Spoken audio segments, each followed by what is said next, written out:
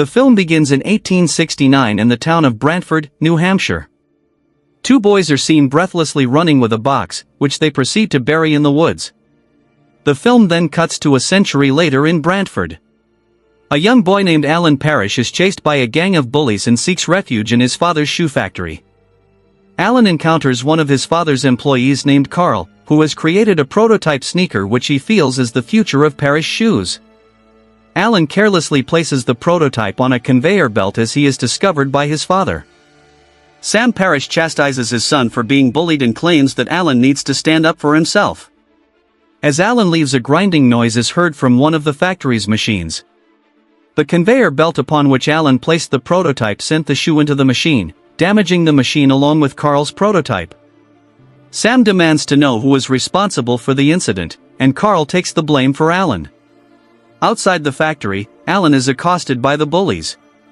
One of them demands that Alan stay away from his girlfriend. Alan claims that he and the bully's girlfriend are just friends, but this just leads to them beating up Alan and taking his bike. As Alan recovers, a strange drum beat catches his ear, and he is drawn to a construction site. Wedged in a section of ground is the box the two boys had buried a century before. Alan pulls it out, opens it up, and finds a wooden board game inside named Jumanji. That evening, Alan's parents are going out to an event. Alan's mother has told his father that there are multiple bullies, and Alan's father tells Alan that he is proud of him for standing up to them as he did. However, Alan's face soon falls when his father proclaims they are sending him to a boarding school for boys. Alan grows indignant at being forced into doing something he doesn't want to do, and he and his father part ways for the night in anger. Once Alan's parents leave, he attempts to pack a suitcase and run away from home. As Alan is about to walk out the front door, a knock is heard and he opens the door to find Sarah Whittle, the bully's girlfriend, who has come to return Alan's bike. The drum sounds are heard again and lead the two to the Jumanji board game. Alan sets the game up for the two of them to play, but Sarah claims she's too old for board games and playfully throws down the dice. After she does so, a piece on the board moves on its own, and strange sounds are heard from the fireplace. Sarah becomes scared and tells Alan to not take his turn. Ignoring her, he rolls the dice and receives the following message: "In the jungle you must wait until the dice read 5 or 8. Sarah recoils in horror as Alan is literally sucked into the game, following which scores of large bats swarm down the chimney and out through the fireplace. Sarah runs screaming from the house, slamming the door behind her. 26 years later, Nora Shepherd moves into the now-vacant Parrish mansion with her niece and nephew, Judy and Peter. The children have been entrusted into Nora's care since their parents were killed while on a skiing trip. Judy has developed a penchant for concocting ridiculous lies, while Peter has coped by becoming quiet and withdrawn. Judy and Peter explore the house and soon make their way to the attic, where they are spooked by a bat. This brings an exterminator to inspect the house, but nothing else turns up. When Judy is shown pictures of various bats, she points out a picture of an African fruit bat. The exterminator says that a girl in the 60s claimed to have seen the same kind of bat. Before he leaves, the exterminator tells the kids a story that he believes the owner of the house murdered his son Alan, dismembered his body and hid the remains in the walls of the mansion. The next day, while Nora is out, Peter and Judy hear the tribal drum sounds, and come across the Jumanji board game in the attic. Opening it up, 2 game pieces magically lock into place for them. The first roll of the dice by Judy spawns giant mosquitoes, which soon fly out an open window in the attic. Peter rolls snake eyes, which unleashes a horde of crazed monkeys in the kitchen. It is after this that Judy reads a message on the game board which states that everything will revert to normal once the game is finished. As Peter has rolled doubles, he takes another turn.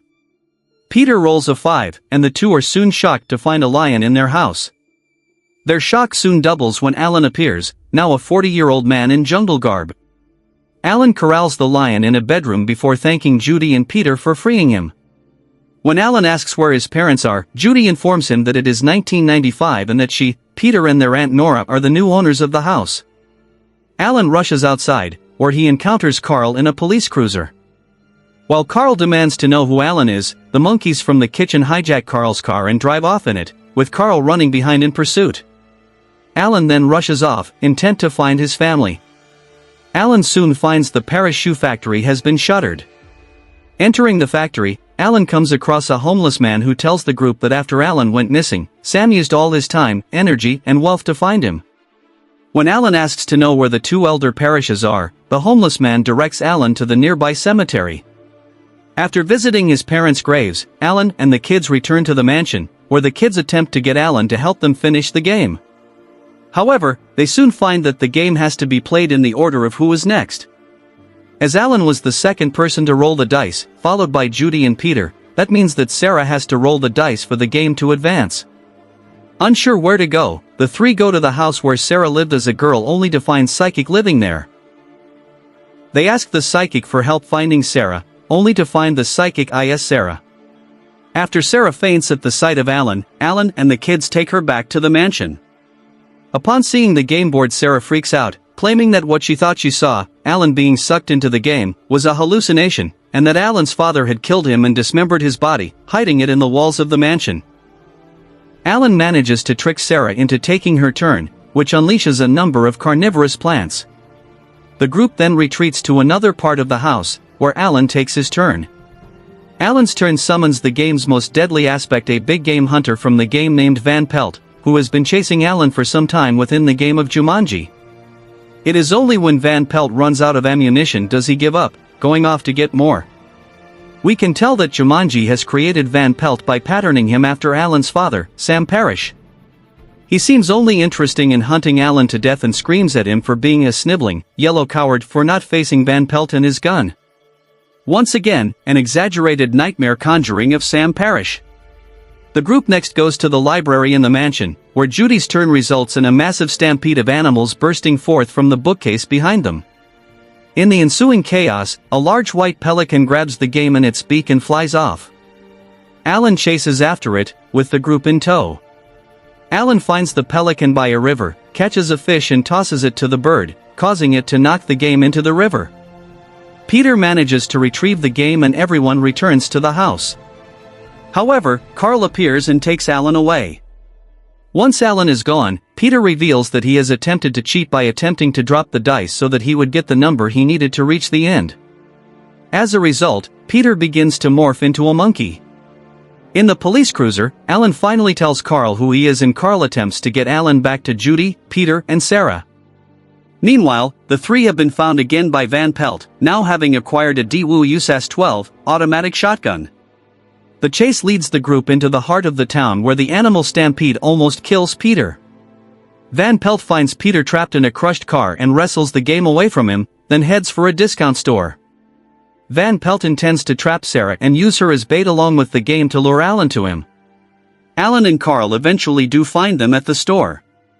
Carl's vehicle crashes through the front of the store, burying Van Pelt in an avalanche of paint cans. The group returns to the house, only to find the carnivorous plants have taken over the interior.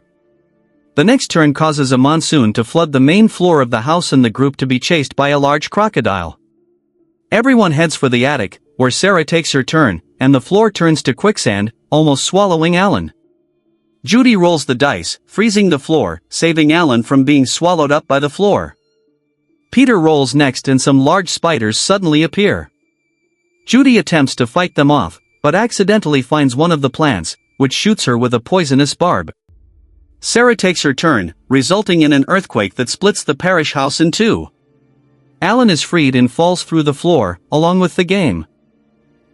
Alan manages to recover the game and is about to take his turn when Van Pelt appears. Alan drops the dice. Van Pelt encourages Alan to run, but Alan declares that he won't run anymore and will face his fears. As he says this, the dice finish their roll and Alan's piece reaches the center of the board. Van Pelt asks Alan for his last words. After Alan calls out the name of the game, all the creatures and animals are sucked back into the game, including Van Pelt himself, as Alan and Sarah embrace each other and close their eyes. When they open them again, they find themselves back in the parlor of Alan's house in 1969. A sound is heard nearby as Sam Parrish returns to get a forgotten speech. Alan quickly rushes to hug his father and apologizes for what he said before his father left. Sam apologizes as well and decides not to send him away. He also takes responsibility for Carl's prototype sneaker becoming lodged in the factory machine. After Sam leaves, Alan panics about Judy and Peter. Sarah reminds him that they don't yet exist. The two then take the game, weight it down, and toss it into a nearby river. Sarah then tells Alan that it feels like the memories of their adventure are waning and decides to kiss him for the bravery he showed. The epilogue of the film returns us to the year 1995. Alan and Sarah have married and are expecting their first child. A Christmas party is being held at the parish mansion, and Alan is speaking by phone to his father as he and Alan's mother are away on a vacation. Carl is present at the party. Alan and Sarah have also invited Judy and Peter and their parents to the party, though the kids have no idea of the previous adventures. Alan and Sarah are eager to provide Judy and Peter's father with an advertising position with the parish shoe company. However, both of the parents feel they should wait to accept until after they take a planned skiing trip in the Canadian Rockies. Alan and Sarah, in unison, shriek, "No!" The film ends with a pair of French girls walking along a beach, wondering about a strange drum beat they both hear. Buried in the sand several yards in front of them is the Jumanji board game, preparing to claim its next players.